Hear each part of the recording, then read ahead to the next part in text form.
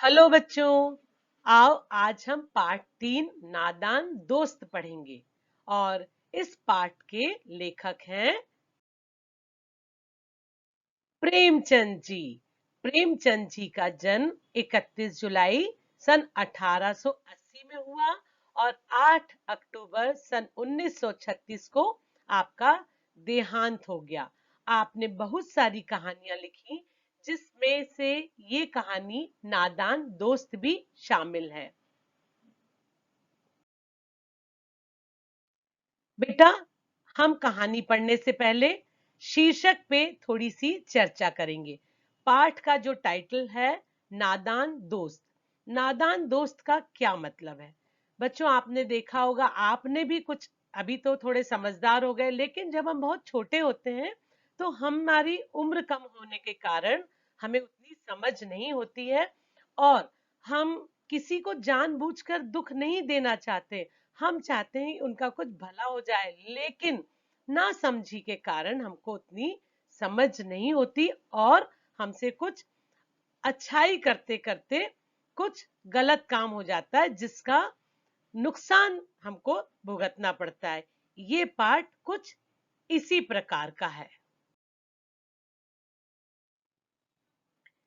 केशव के घर पर कार्निस के ऊपर चिड़िया ने अंडे दिए थे। ये केशव का घर है। केशव के घर के ऊपर कार्निस, कार्निस क्या होता है बेटा? जो खिड़की और दरवाजों के ऊपर एक छज्जा जैसा बना होता है जिससे पानी की बौछार नहीं आती, धूप नहीं आती, तो उसे कहते हैं कार्निस। तो कार्निस के ऊपर चिड़िया ने घोंसला बनाया और उसकी बहन जो थी, केशव की बहन श्यामा, दोनों ही बड़े ध्यान से चिड़ियों को और चिड़ियों को आते जाते वहां देखते थे और उनके मन में बहुत सारे प्रश्न उठते थे। ये प्रश्न उठते थे कि बच्चे कितने निकलेंगे, कितने अंडे होंगे, उनका रंग कैसा होगा, वो क्या खाएंगे, क्या पिएंगे। यहाँ तक कि इन प्रश्नों को लेकर वो इतने परेशान होते कि सुबह उठते से उनको देखते और अपना नाश्ता करना भी भूल जाते। जब देखो जब उन्हें बहुत सारे प्रश्न मन में सताते रहते। वो सोचते कि जब बच्चे निकलेंगे तो वो तो भुर्र से उड़ जाएंगे। उसका भाई कहता नहीं, पहले तो उनके पंख आएंगे। फिर प्रश्न ये उठता कि 3-4 दिन तो गुजर गए हैं और अब 3-4 दिन गुजरने के बाद उनके अंडे तो निकल गए होंगे।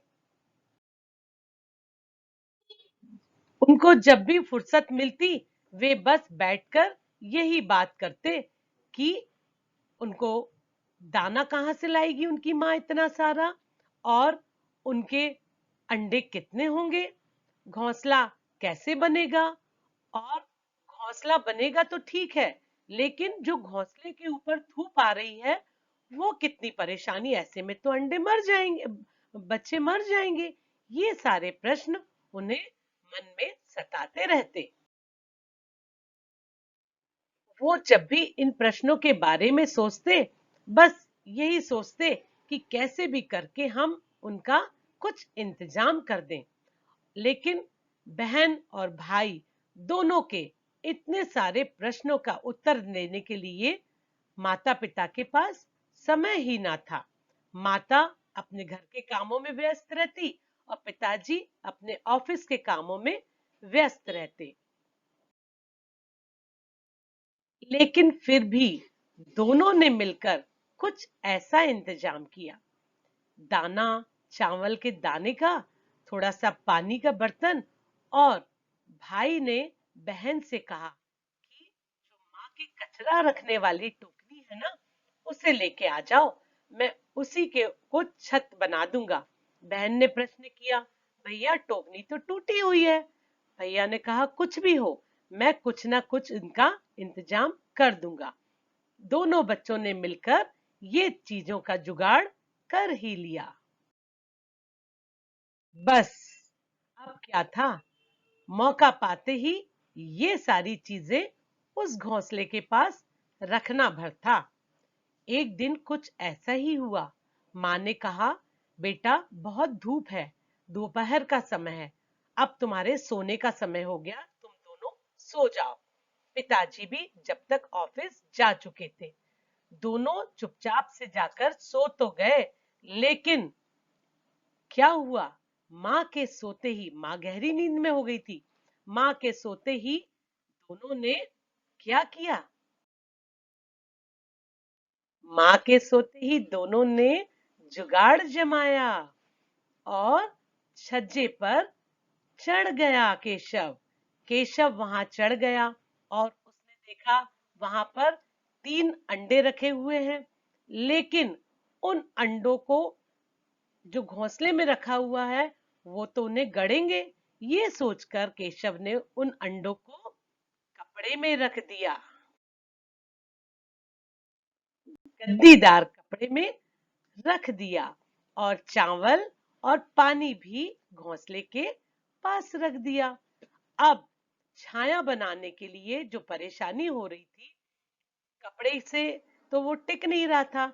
उसने वही टोकनी मंगवाई जो श्यामा ने लेके आई थी, लेकिन क्या, टोकनी बीच में से टूटी हुई थी। केशव ने धीरे से उस टोकनी को बीच में से कागज के टुकड़े से बंद कर दिया और अंडों के ऊपर इस तरीके से रख दिया। अब तो अंडों के ऊपर छाए भी आ गई थी। बस उनका काम हो चला था। बहन ने जिद किया कि मुझे भी अंडे देखने हैं, लेकिन केशव शरारती था। उसने बोला हाँ मैं दिखाऊंगा दिखाऊंगा, लेकिन अंडे नहीं दिखाया और खुद नीचे उतर गया। और दोनों बच्चे जाकर, जैसा माँ ने उनको सुलाया था, जाकर सो गए। शाम हुई, माँ भी सो चुकी थी और बच्चे भी सो चुके थे। अब तो उनका उठने का टाइम था। लेकिन ये क्या, चिड़िया ने जब देखा कि मेरे अंडों में से इंसानों की बांस आ रही है, बदबू आ रही है, तो वो अंडों के पास नहीं आई और उसने गुस्से में आकर अपने सारे अंडे गिरा दिए और दूर से बैठकर अंडों को देखने लगी। लेकिन वहां पर वो नहीं आई, घोंसले को देखने लगी और वो वहां नहीं आई। शाम को जब माँ ने अंडों को देखा और दोनों बच्चों को डांट लगाई कि तुम लोगों ने ये क्या किया, अंडों को छू दिया, ये जरूर शरारती केशव का ही काम होगा। बहन ने सारे भेद खोल दिए और पूरी बात माँ को बता दी कि भैया चढ़ा था और भैया ने ऐसे ऐसे काम वहां पे किया। माँ ने केशव को डांटा और समझाया कि इन अंडों की हत्या का अब पाप तुम्हारे ही सर पड़ेगा। लेकिन केशव तो बेचारा एक दोस्त बना था, चिड़ियों का नादान दोस्त। उसे क्या पता था कि ऐसा करने से चिड़िया अंडे फेंक देगी। वो बहुत दुखी हो गया और रोने लगा। रहम दिल वाला केशव बना चिड़ियों का दोस्त। भूख प्यास और धूप से बचाने किया नादानी में ऐसा काम कि सीख मिल गई उसे तमाम।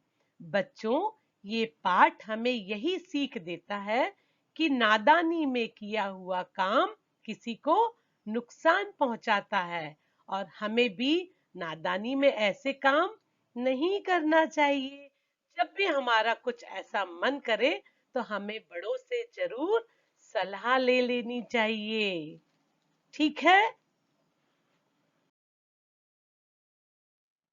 थैंक यू बच्चों।